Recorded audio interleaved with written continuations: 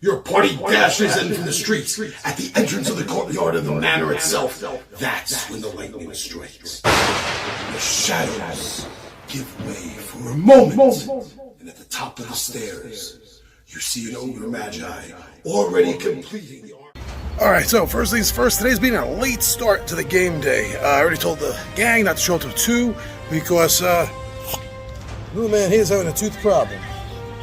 You gotta get him over to the vet. We probably won't be able to actually see him till Tuesday, but he's gonna give him a quick exam. Probably give him some pain meds. So we're gonna do that first right now because he takes priority. Hello, buddy. Okay, we'll be back and I'll show you the setup before the gang gets here. Alright, we got back. Everything's fine. Mojo's got some pain meds, so we're gonna be dealing with this. That's all good. But Rob unfortunately is not gonna be able to make it. He texted me that he has a problem. He found something better to do today. That's literally his exact words. It's too nice of a day. I found something better to do. Too bad. So, considering the fact that all Rob ever does is sleep at the table anyway, I mean, every Saturday that we game, all he does is sleep at the table. I think we're done. Do you put up with players like that?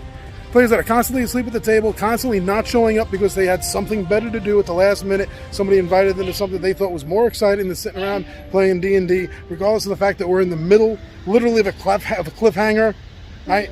And he's just like, no, it's okay. It's okay. Somebody invited me to do something more fun. So, we don't need him. I really don't give a shit that he's my oldest friend in the world, one of my oldest friends. Friends don't treat each other like that, you know?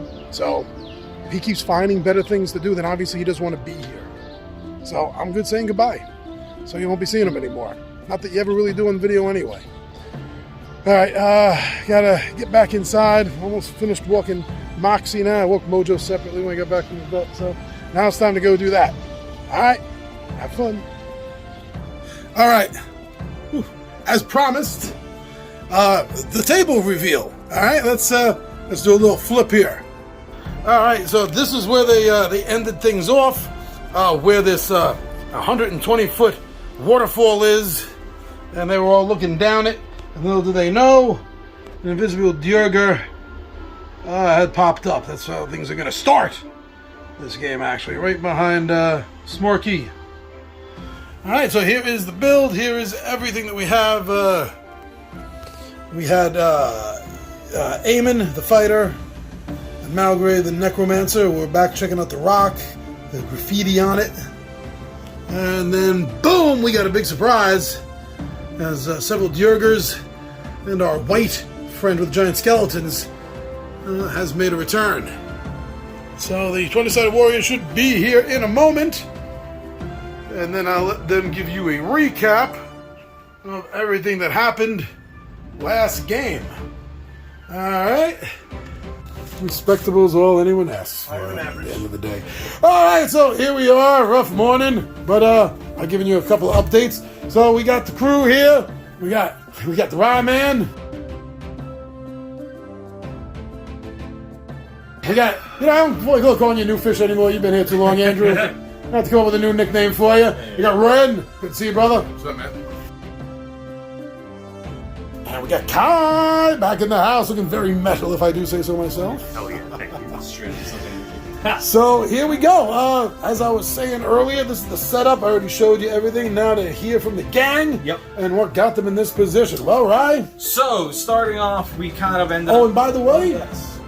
I am filming. Okay, there we go. So yeah, we started out just right at this doorway. I think we deliberated for about 20 to 30 minutes. Is it locked? Is it not? Is it trapped? What's going on with it?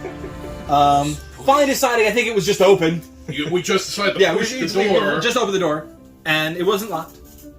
Go in there, it wasn't trapped. And we come across these dimly lit room because of that awesome little piece. Yeah, dude, that's cool. Happening upon a handful of Djurgr Smiths, who very much knew we were there because it was the noisiest door known to all of D&D-dom. As it opens, I think it was like a couple of arrows just came in right away the second we opened the door, because it's like, okay, they know we're here, it's on. We also made a lot of noise in the room. Yeah. Because we're not quiet about anything we do. Most parties aren't. No, no. Unless you're all playing stealth rogues, which where's the fun in that? Yeah, You true. need to have the excitement of it. Anyway. So Durgar Smiths. We think we've taken these guys out before. This is no problem. Let's just run in and take care of business. I remember exactly how many there were. I want to say we saw 4.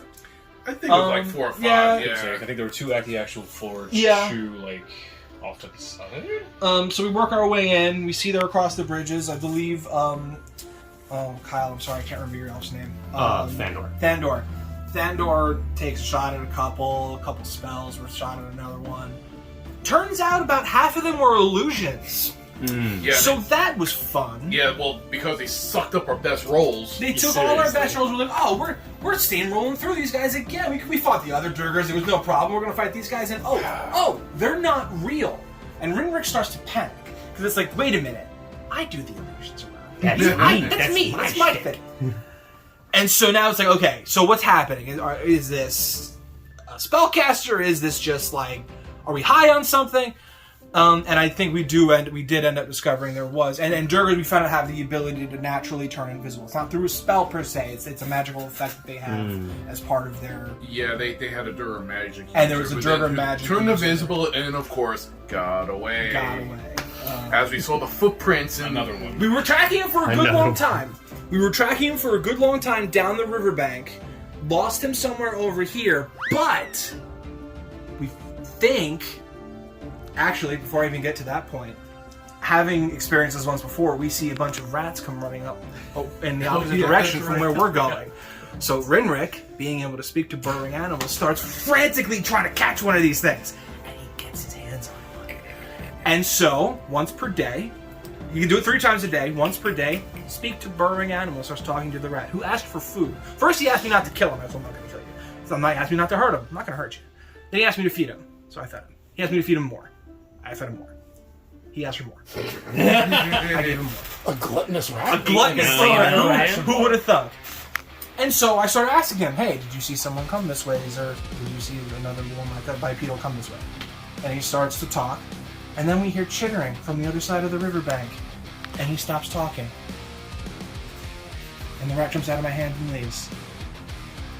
The Durgar Wizard's familiar was over here giving orders to the other rats in the cave. So in my quick thinking, I'm like, well, it's dark in here. If the familiar is nearby, he's got to be nearby too. And if they're dark-dwelling creatures, they're sensitive to light. Let's use a flare spell. Didn't find the wizard. Did, however, find one of the Durgars that was real, that we thought we poisoned to death. Only to find out later that Durgars are immune to poison. Woke up at the end of the waterfall, about to strike, but the flare made him lose his balance. And he falls down the 120-foot waterfall that's at the end of this. the watery pit of death. Like, I can understand there being one watery pit of death in a dungeon, but this is the second one. If I had a nickel for every watery pit of death you run into in this dungeon, I'd have 2 nickels, which isn't a lot, but it's weird that it happened twice. 2 more than you started with. 2 more than I started with. man. And so, as we explore, we come to the end of it and go, man, that drop's not gonna do us any favors. Let's go back. We did find like That sucks. Let's go Well, this well, way. we're all yeah. fascinated by this The sniper platform. like an assassin's nest. Yeah, it's Ignore like the dice and the ladders. except we have to. Those ladders are for you. Yeah, these are mine. These aren't really here. You know, we found this pit, and then in the middle of this drop, we have this platform with a ladder going to it, and we're just like, why is that there? There is, I believe, someone figured out there's got to be a door back there. Like the wall, there's something about the wall that doesn't quite add up. Yeah, but that more than 100-foot drop. It's the 100-foot drop, and it's Me and the it's necromancer far away. looked at each other and just went, nope. I'm in full plate armor. That's a pit of death. We turn. We're about to walk back around the back, to go the other way, and then our friends show up. Because none of us decided to close the door, which is a mistake I don't think we'll ever make. No.